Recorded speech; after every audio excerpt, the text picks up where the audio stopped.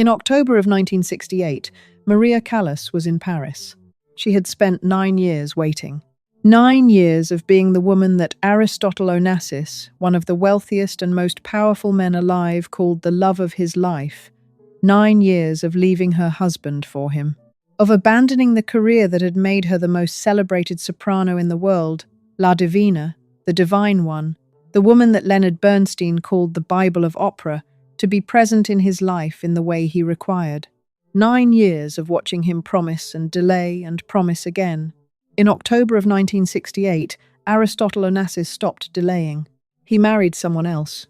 Her name was Jacqueline Kennedy, the widow of the President of the United States, the woman that the entire world had watched stand in a blood-stained pink suit beside Lyndon Johnson and refused to change her clothes because she wanted the world to see what had been done to her husband.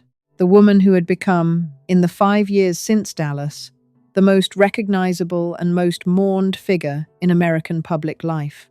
Onassis married her on October 20th, 1968, on his private Greek island of Scorpios. He had been with Maria Callas for 9 years.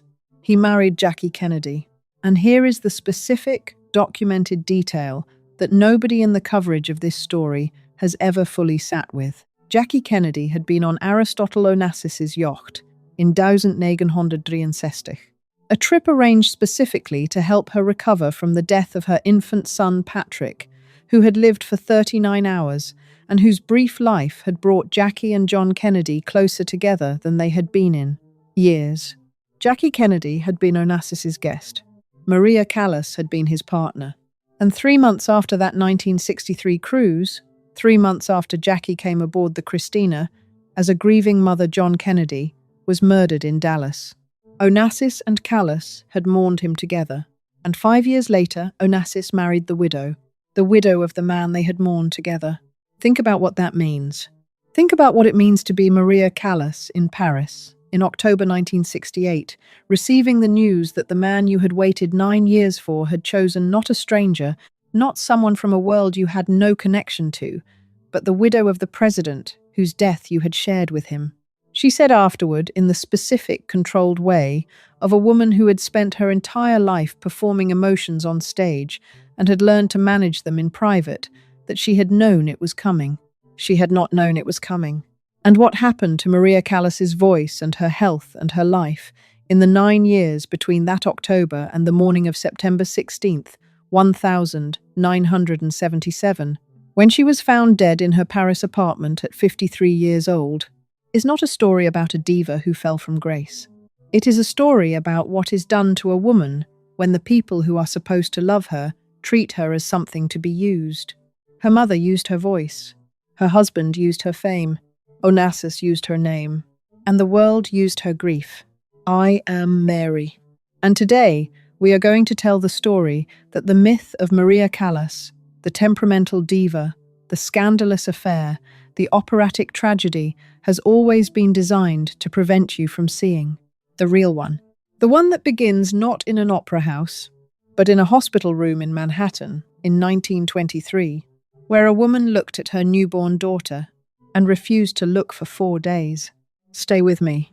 Before Onassis, before the career that made her the most celebrated soprano of the 20th century, before the weight loss that transformed her physically and the voice loss that ended everything, there was a girl in New York City whose mother had wanted a son, whose older brother had died before she was born, and who spent the first 4 days of her life being refused by the woman who was supposed to love her most.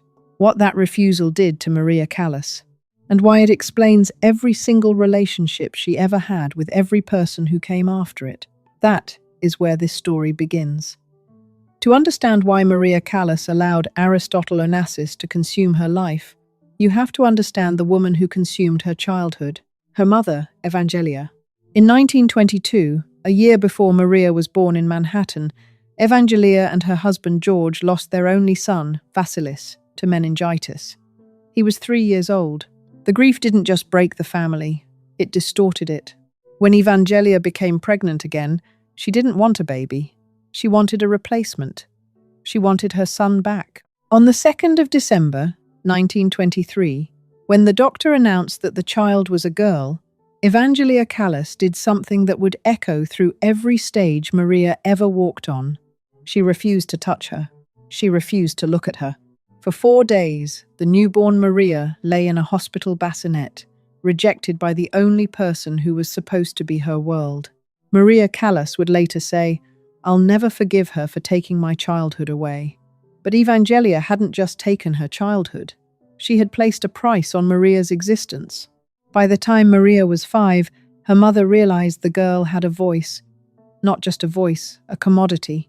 Evangelia began pushing the child into singing competitions, radio shows, and performances. Maria wasn't a daughter. She was a golden ticket. She was the ugly duckling middle child who had to earn her mother's gaze by being perfect. In 1937, the family split. Evangelia took Maria and her sister back to Athens, just as the clouds of World War II were gathering over Europe. It was there, in a city under occupation, that the La Divina, we know, was forged in a furnace of survival. Maria studied under Elvira de Hidalgo, a legendary Spanish soprano who saw a phenomenal voice in an ugly body. Maria worked harder than anyone else. She was the first at the conservatory and the last to leave. She sang through hunger. She sang through the fear of Italian and German soldiers. And it was during this time that her mother committed the ultimate betrayal.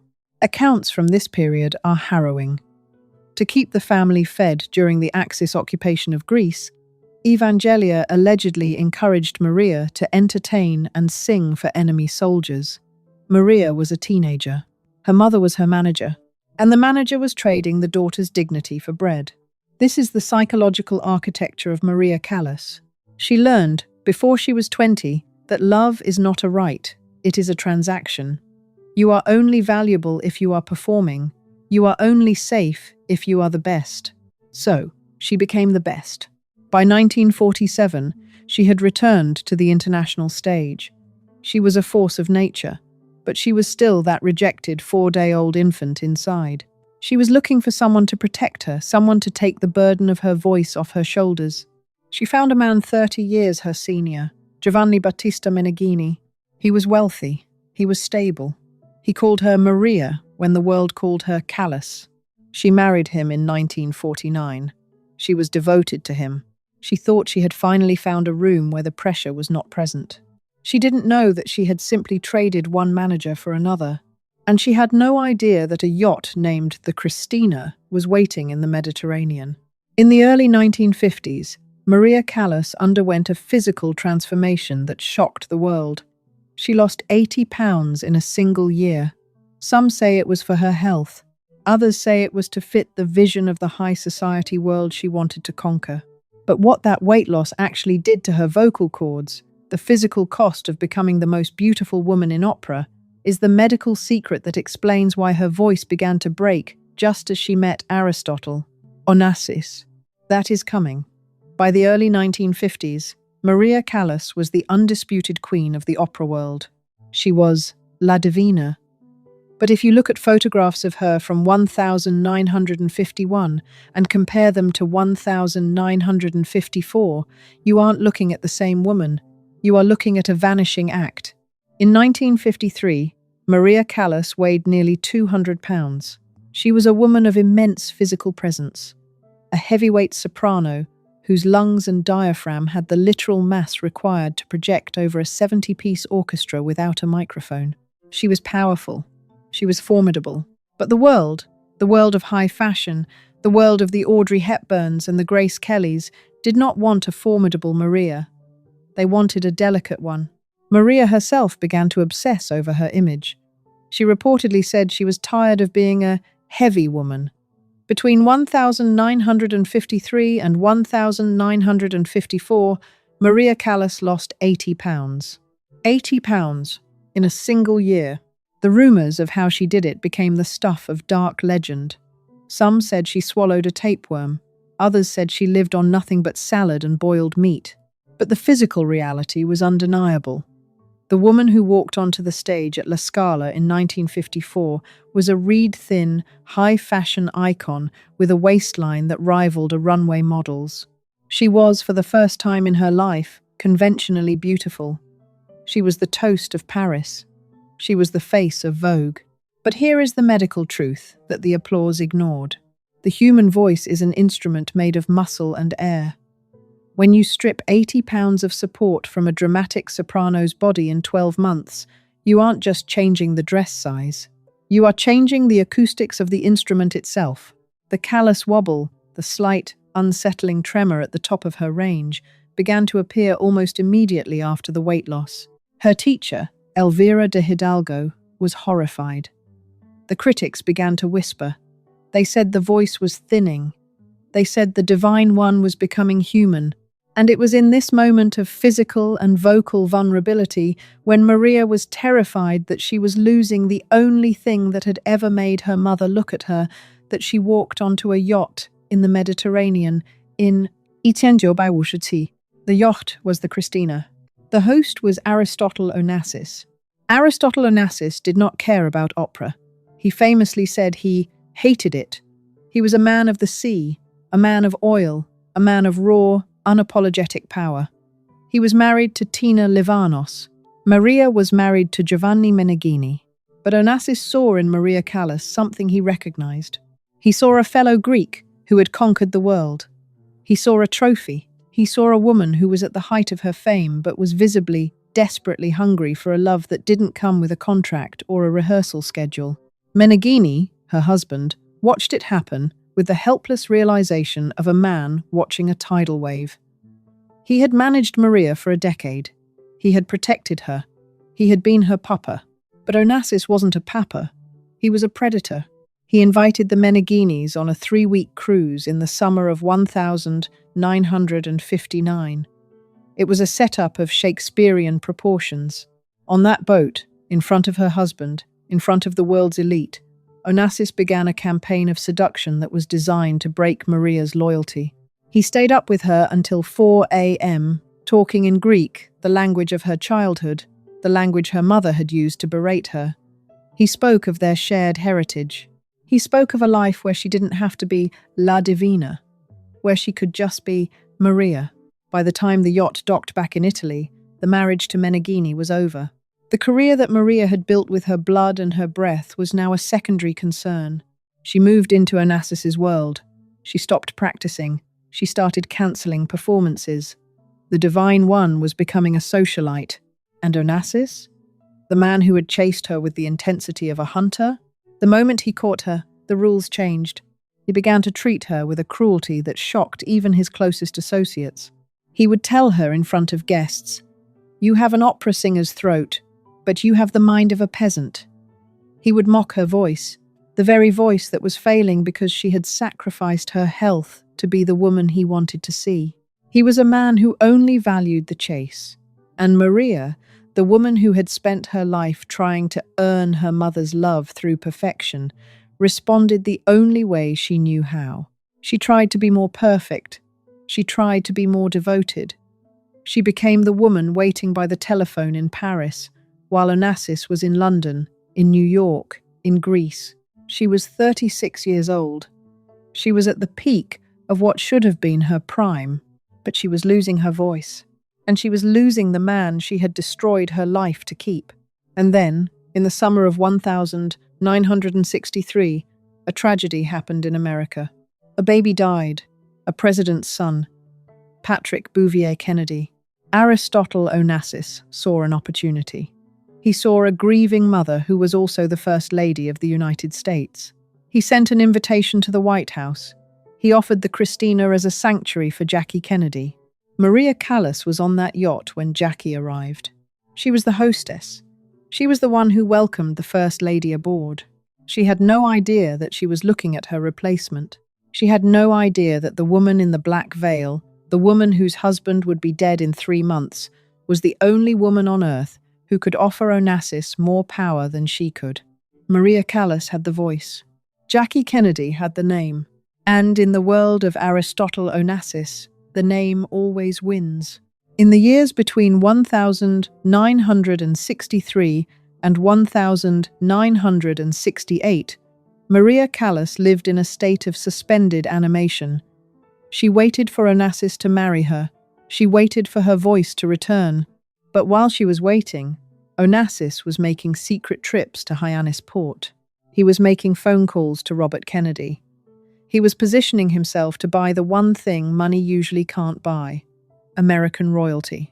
What happened the night Maria found out about the wedding and the specific, devastating thing Onassis said to her when she confronted him is coming.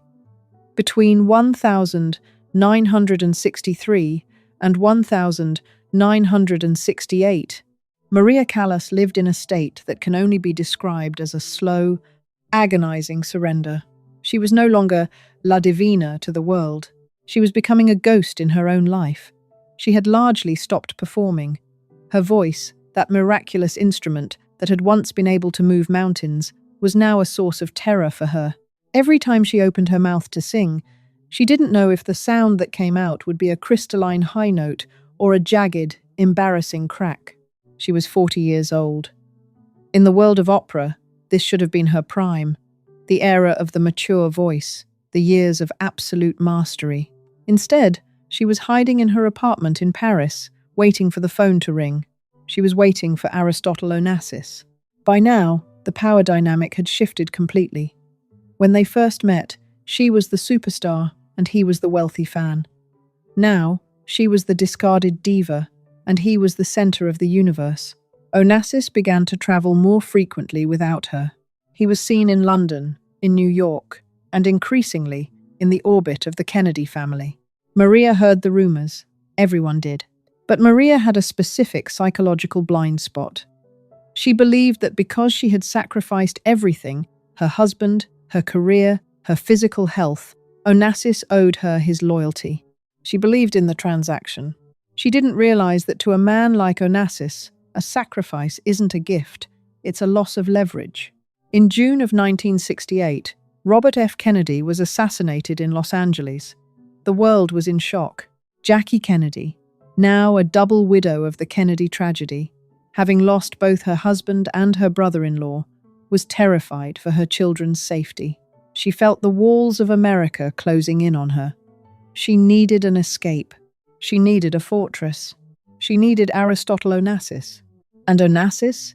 He saw the ultimate trophy. If Maria Callas had been the queen of opera, Jackie Kennedy was the queen of the world. Marrying her wouldn't just make him famous, it would make him untouchable. It would be the ultimate feud to the old money elites who had always looked down on the Greek shipping magnate as a vulgar outsider. Throughout the summer of 1968, while Maria was waiting for Onassis at his villa, he was secretly negotiating a marriage contract with the Kennedy family. This wasn't a romance, it was a merger. Maria Callas found out the way most of the world did, through the gossip columns. When she finally confronted him, the scene was as explosive as any opera she had ever performed. But life is crueler than art. In an opera, the soprano gets a final, soaring aria to express her heartbreak. In that room in Paris, Maria Callas got a sentence that stayed with her until the day she died. Onassis reportedly looked at her, the woman who had lost 80 pounds for him, the woman who had let her voice wither for him, and said, "You have nothing. You are nothing but an old opera singer with a whistle in her throat." He didn't just break her heart. He dismantled her identity. He took the one thing she had left, the dignity of her craft, and turned it into a joke. On the 20th of October, 1968, the world watched the photographs come out of Scorpios. Jackie Kennedy, in her lace Valentino dress, standing next to the short, aging Greek man. It was the wedding of the century, and in Paris, Maria Callas went silent. This is the moment where the medical and the emotional stories of Maria Callas become one. In the years following Onassis's marriage to Jackie, Maria's voice didn't just fail, it disappeared. For years, critics and biographers blamed nerves or psychological trauma. They said she was heartbroken into silence. But modern medical analysis of her later recordings and her physical symptoms suggests a much more tragic reality. Maria Callas likely suffered from dermatomyositis, a rare autoimmune disease that causes the inflammation and weakening of the muscles, including the muscles used for breathing and the vocal cords. Imagine the cruelty of it. Her body was literally attacking the source of her fame. Every time she tried to regain her voice, her muscles refused to cooperate. She was a prisoner in a body that was fading, in a city that was moving on, while the man she loved was on the front page of every magazine with a woman who had stolen her life. But then, the story took one final, bizarre turn. Onassis found out that being married to Jackie Kennedy wasn't the dream he had imagined. Jackie was independent. She was expensive. She was elusive. She wasn't the devoted Greek-speaking companion Maria had been. Within a year of the wedding, Onassis began to realize he had made a terrible mistake. He did what he always did. He went back to what he had discarded. He began flying to Paris. He began appearing at Maria's apartment in the middle of the night. He would stand outside her door and beg to be let in. He would tell her that Jackie was a statue and that Maria was the only real woman he had ever known. And Maria? The woman he had called nothing. She let him in. She became the other woman to her own replacement. She became the secret mistress to the man who had publicly humiliated her. They began a clandestine affair that lasted until the day Onassis died. She would meet him in small cafes. She would hold his hand in the back of limousines. She was the one he called when he was sick. She was the one he wanted when he was dying. The world saw the Jackie and Ari show. But the reality was a tragic triangle where everyone was losing. Jackie was trapped in a marriage that had turned cold. Onassis was trapped in a pursuit of power that had left him hollow. And Maria Callas was trapped in a cycle of earning the love of a man who only wanted her when he couldn't have her. She was waiting again. This time, she was waiting for him to die. Loop question 4. In March of 1975, Aristotle Onassis was dying in a hospital in France. Jackie Kennedy was in New York. Maria Callas was in Paris. The battle over who would be at his bedside in his final moments, and the specific, heart-wrenching item Maria Callas sent to the hospital that was found tucked under Onassis's pillow after he passed, is the final proof of who he actually loved. That is coming. By the early 1970s, the golden couple of Aristotle Onassis and Jackie Kennedy had become a global obsession. But behind the glossy photographs of the yacht, Christina, the marriage was a battlefield. Jackie was spending money at a rate that even a billionaire found staggering. Onassis was feeling the suffocating weight of the Kennedy name he had so desperately craved. And in the middle of this Cold War, there was Maria. Maria Callas was living a life of suspended animation in her apartment at 36th Avenue Georges Mondel in Paris. She was the best-kept secret in the world. While the paparazzi were busy hunting Jackie in New York, Aristotle Onassis was slipping into the back entrance of Maria's building. He had realized, too late, that he had traded a woman who worshipped him for a woman who merely tolerated him. He began telling friends that Jackie was a cold statue and the widow of the world, while Maria was the fire he had foolishly tried to extinguish. But Maria was no longer the same fire. The disease, the dermatomyositis, was steadily claiming her body. It is a cruel, systemic illness that doesn't just affect the skin and muscles. It attacks the very mechanics of breathing. For a singer, this is a slow-motion execution. Maria's diaphragm, the powerhouse of her legendary voice, was weakening. Her vocal folds were losing their elasticity. But because the world only saw her diva exterior, they assumed her silence was just temperamental or the result of a broken heart. The tragedy was that Maria, ever the student, kept trying to fix it. She would spend hours at her piano, trying to find the notes that had once come as easily as breathing. She would listen to her old recordings, the 1953 Tosca or the 1955 Norma, and she would cry. She was a woman haunted by her own ghost. In 1973, she made one final, desperate attempt to reclaim her life.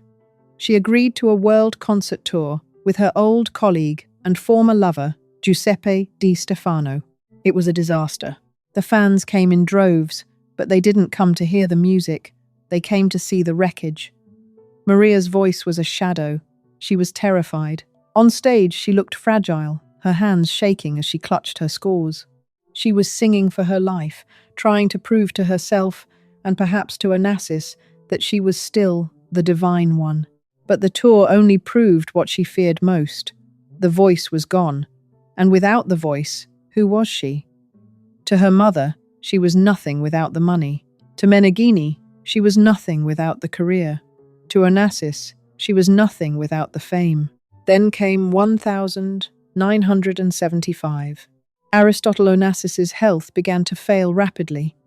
He was diagnosed with myasthenia gravis, another muscle-weakening disease.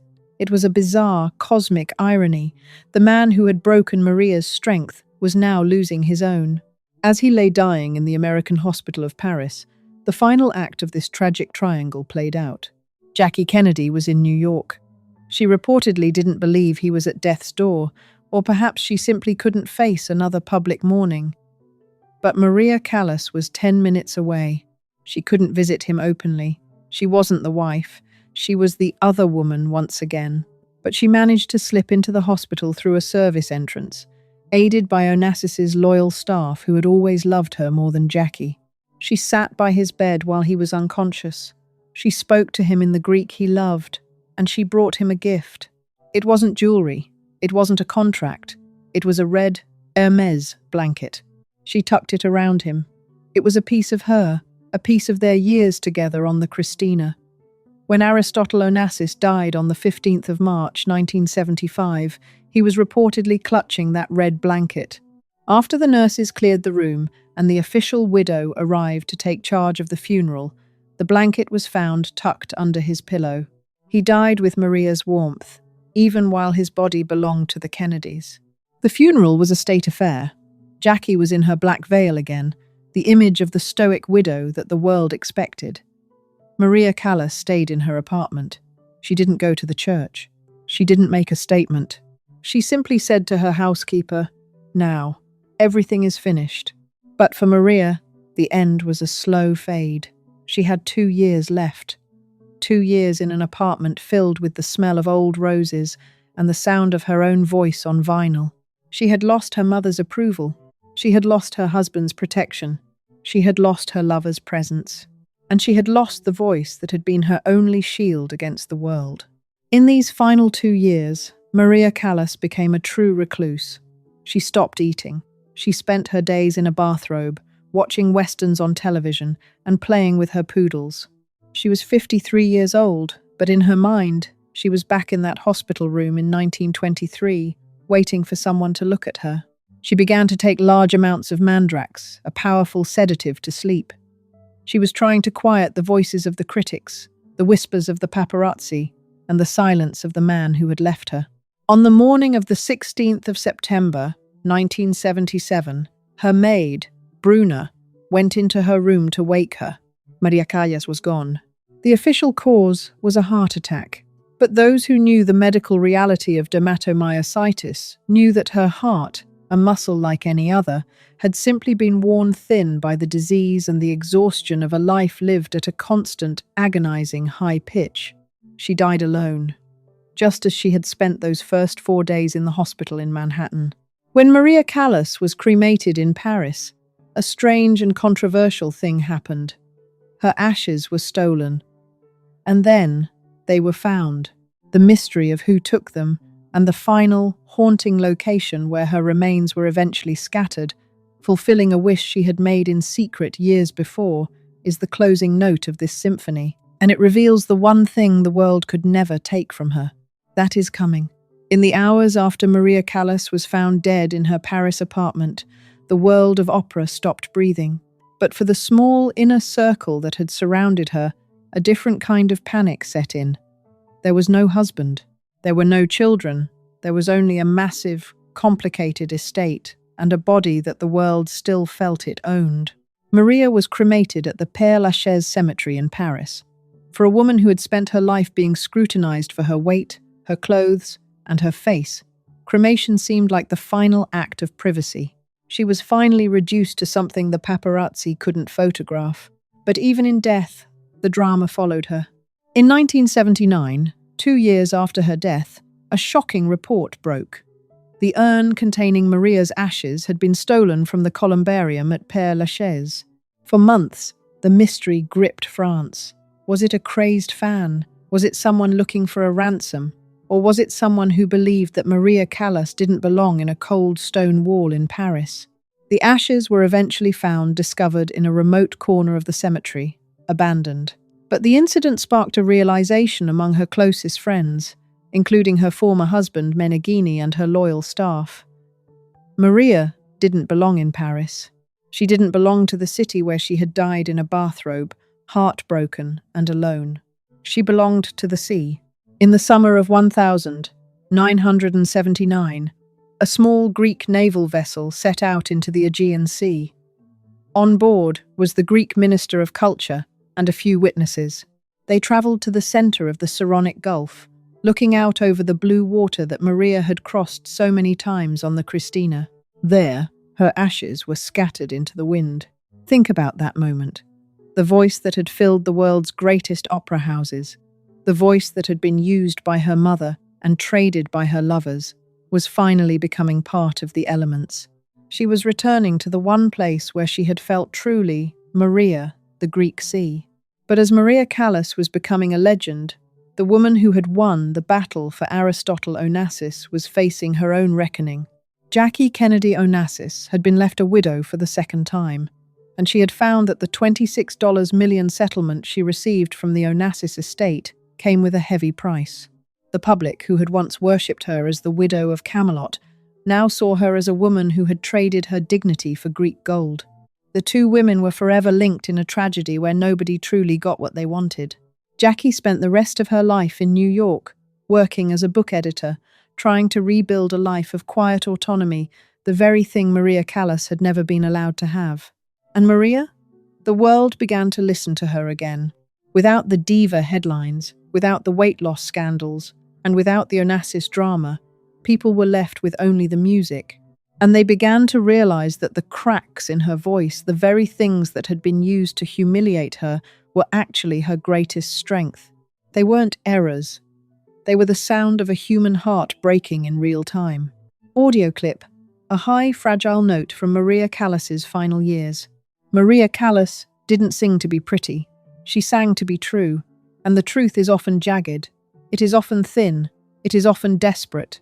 But while the music was being rediscovered, a new generation was beginning to ask a dangerous question. Was Maria Callas's death really a natural heart attack? Or was there something else in that apartment on Avenue Georges Mondel that the official report missed? In 2010, two Italian researchers released a study that changed everything we thought we knew about Maria's final days. They didn't just look at the death certificate. They looked at the chemistry of her voice. What they found suggests that Maria Callas wasn't just heartbroken. She was fighting a physical war that she hid from the world until her very last breath. The secret medical files of La Divina are coming. For decades, the story of Maria Callas's death was a simple one. She died of a broken heart. It was a narrative that fit the tragedy of her life so perfectly that nobody bothered to look for a more clinical explanation. But in 2010, two Italian researchers, Franco Fusi and Nico Paolillo, decided to treat Maria Callas not as a legend, but as a patient. They didn't look at her diaries. They looked at her vocal cords.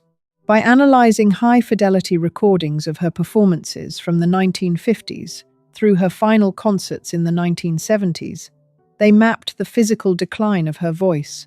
What they found was a medical mystery that solved the riddle of her vanishing talent. Maria Callas was likely suffering from dermatomyositis. This is a rare, chronic inflammatory disease that affects the skin and the muscles.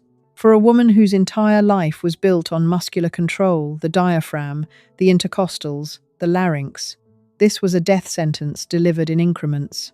The study revealed that the cracks and wobbles in her voice that the critics had mocked were not psychological.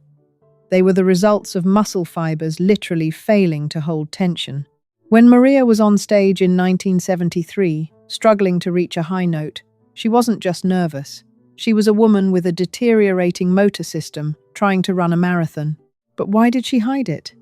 Why did she let the world believe she was just temperamental or past her prime? Because to Maria Callas, A physical illness was a weakness.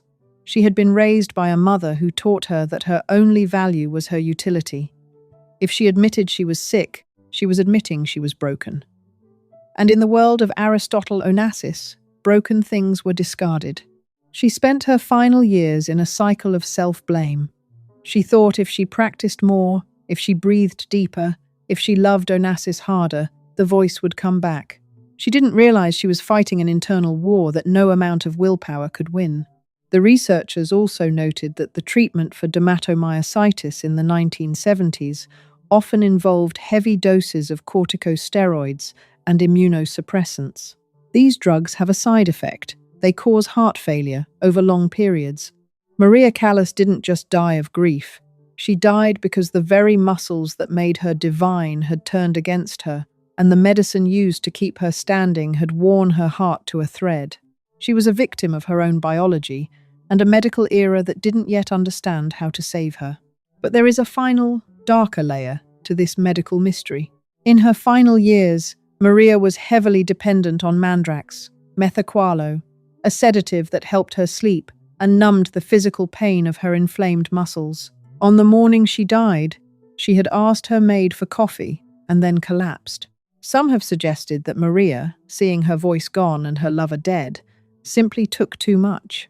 They call it suicide by 1,000 doses. But those who saw her in her final days describe a woman who was still planning, still hoping, still listening to her old records, trying to find a way back to the stage. She didn't want to die. She wanted to be the woman in the recordings again. She was a prisoner of her own perfectionism. As we look back at the wreckage of her life, the mother who sold her childhood, the husband who managed her like a trophy, and the man who left her for a name, we see a pattern that defines the Mary of Shadows series. The world loves a woman's gift, but it rarely loves the woman herself. We took her voice, we took her image, we took her drama, and when she had nothing left to give, we let her die in a quiet room in Paris and called it romantic. But there is one final question. If Maria Callas were alive today, in the age of social media and medical transparency, would she have survived? Or would the Kennedy machinery and the Onassis power still have found a way to consume her? In the very last letter Maria Callas ever wrote found on her desk after she died, she didn't mention the opera. She didn't mention her mother. She mentioned a dream. A dream about a girl in New York who just wanted to be looked at. The final words of La Divina and the legacy she left for every woman who has ever been told she isn't enough is the conclusion of our story. It is coming. Maria Callas was once asked how she wanted to be remembered. She didn't talk about the standing ovations at La Scala or the diamond necklaces gifted by admirers. She simply said, "I would like to think that I have served an art that is very difficult, but very beautiful." She served. That was the word she chose. But as we look at the final hours of her life in that Paris apartment, we see the cost of that service. Maria Callas didn't just sing, she sacrificed. She gave her body, her voice, and her identity to a world that was always ready to replace her. On the morning of the 16th of September, 1977, the music stopped. But the myth was just beginning. In the days after her death, a letter was found on her bedside table. It wasn't a suicide note, and it wasn't a grand farewell. It was a fragment of a dream she had written down. She wrote about being a young girl in New York, standing on a street corner, and realizing that for the first time, people weren't just looking at her, they were seeing her. For Maria, being seen was the ultimate goal. Her mother hadn't seen her. She had seen a paycheck. Meneghini hadn't seen her. He had seen a career. Onassis hadn't seen her. He had seen a trophy. Even the world that called her La Divina didn't really see the woman. They saw the Callas they wanted, the temperamental diva, the high-fashion icon, the tragic lover. They wanted the drama of the 80-pound weight loss and the scandal of the stolen husband. But who was Maria? She was a woman who was terrified of being not enough. Every note she sang was a plea for permission to exist. When her voice began to fail due to the dermatomyositis, she didn't just lose a job, she lost her reason for being. If she couldn't sing, she believed she was back in that hospital bassinet in 1923, rejected, invisible, and unloved. The tragedy of Maria Callas is that she died believing she had failed. She died believing that because she had lost her voice and her lover, her life was a ruin. But history has a way of correcting the narrative. Today, we don't listen to Maria Callas because her voice was perfect. We listen to her because it was true. In a world that demands women be polished, silent, and easy to consume, Maria Callas was raw, loud, and impossible to ignore. She took the pain of her childhood, the betrayal of her mother, and the humiliation of Onassis's marriage to Jackie, and she poured it into every aria. When you hear her sing Norma or Tosca today, you aren't just hearing an opera, you are hearing the sound of a woman refusing to be erased. The comparison to Jackie Kennedy is inevitable, but it is also a trap. Jackie was the perfect widow, the woman who mastered the art of public silence. Maria was the tragic mistress, the woman who couldn't stop the world from hearing her scream. Jackie married Onassis for protection. Maria loved him for connection. Jackie survived the Kennedy machinery by becoming a statue. Maria was consumed by the Onassis machinery because she insisted on being human. In the end, both women were survivors of a world that tries to turn women into symbols. Jackie became a symbol of American resilience. Maria became a symbol of artistic sacrifice. But behind the symbols, there were two women who had shared a yacht, a man, and a grief that the world turned into a spectacle. Maria's ashes are now part of the Aegean Sea. They are scattered in the wind, free from the critics, the managers, and the paparazzi. She finally achieved the one thing her mother and her lovers never allowed her to have: peace. As we close this series on Maria Callas, I want you to remember that her story isn't just about opera. It's about the cost of greatness. It's about what happens when we value a woman's gift more than we value her life. Maria Callas gave us everything, and in return, the world gave her fame, followed by a lonely room in Paris. But the voice remains. If you listen closely to her recordings, especially the ones from the end, where the voice is thin and the wobble is there, don't hear it as a failure. Hear it as a triumph. Hear it as a woman who, even when her muscles were failing and her heart was breaking, refused to stop singing. She was Maria. She was La Divina. And finally, 50 years later, we are finally saying her name for the right reasons. I am Mary. And this has been the story of the voice that broke the world. Thank you for staying with me through all 8 parts of this journey. If this story moved you, share it with someone who needs to know that being imperfect is often where the real magic lives. The Divine One is finally home.